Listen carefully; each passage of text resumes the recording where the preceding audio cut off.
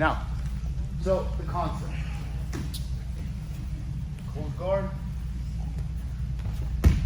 Now I always tell you guys that your hips should be off the mat for close guard, okay? Which enables you to swivel your hips, so he's gonna just swivel the hips, yeah, left, right. He can pull me in and out, okay? Crunch, bring, yes. That, okay? He can also move his head and shoulders like a windshield wiper. Yes, yes, yes, okay? Whenever their hips are off the mat, you gotta create the wedges with your knees like this, okay? And these wedges are just gonna be on the outside of their hips, so you limit their ability to move their hips. You're gonna create a post right here, and all I wanna do is I wanna begin to kind of lift this shoulder or take him offline, so that here I can put pressure on the foot, on his feet to uncross. If you notice, because his hips are off the mat, I typically do this.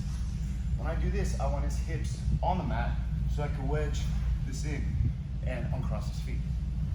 But oftentimes, we'll start with their hips off the mat.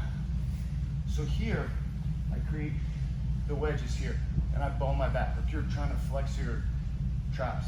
Not traps, lats. Whether I have two posts, and whether or not you're going to be able to maintain your posture is a different story.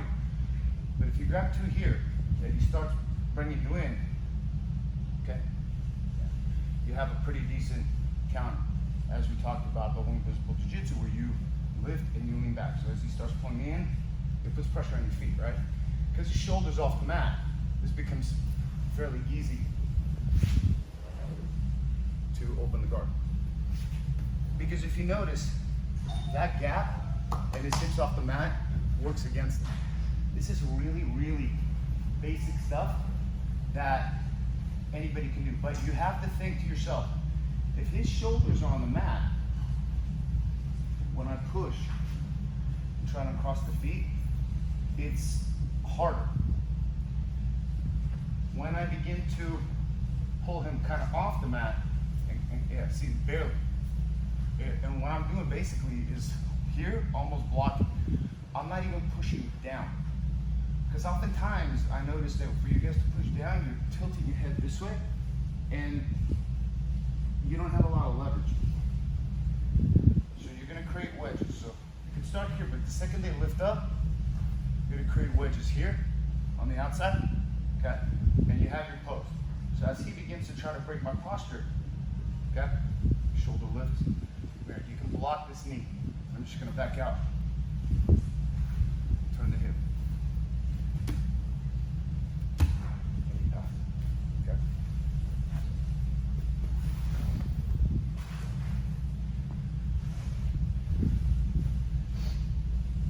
This is active toes. This is inactive. But I can get my hips lower and sit. So here, as he tries to pull me in, okay, I can feel the pressure. Don't lift the shoulder. As he tries to break my posture, where would your hands go here? Yeah, go ahead.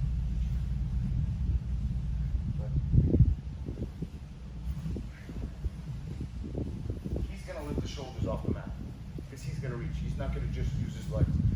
Because when the legs try to bring you in, the weakest part is going to collapse. And it's either going to be your posture or his shoulders will start coming off the mat. But I have to wedge his hips, and I have to at least have a post right here. I can have a post. I can also use kind of my palm on the sternum here, okay? But what I'm looking for is for his shoulders to come off the mat. So as I'm here, he starts pulling, right there, that shoulder right there. And as I'm lifting him, it's very easy to open that guard. And if you notice, his hip will go, and the lower back will hit the mat.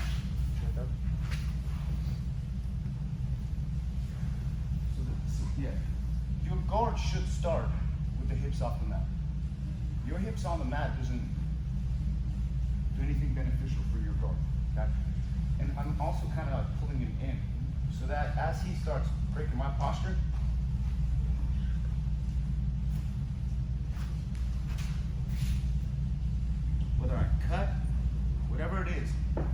important thing is I'm uncrossing his feet. You feel the pressure on the feet. Absolutely. I want to look for two things. I want to see his opposite shoulder off the mat. Left shoulder, right knee. If I'm pushing his right knee, I need to watch his left shoulder come off the mat. So from here.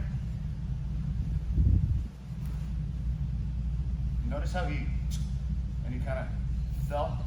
Because the feet are, he's hanging also on my hips. One more time.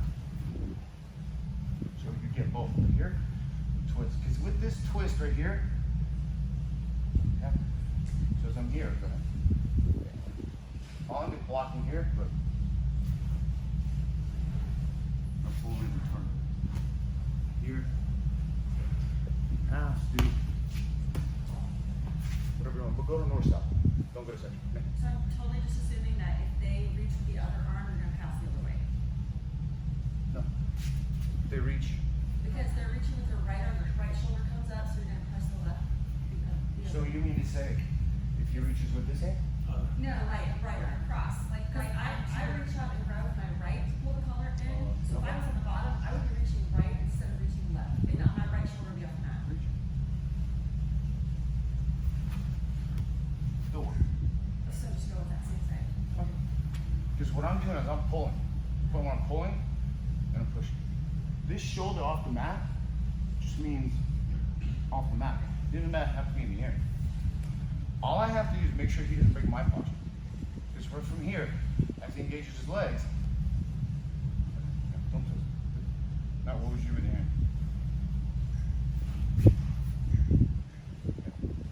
It works. Even this one. Let's say he's keeping his shoulders on. And then pull. And just lift his shoulder off the mat. See that? But the key is those wedges. These wedges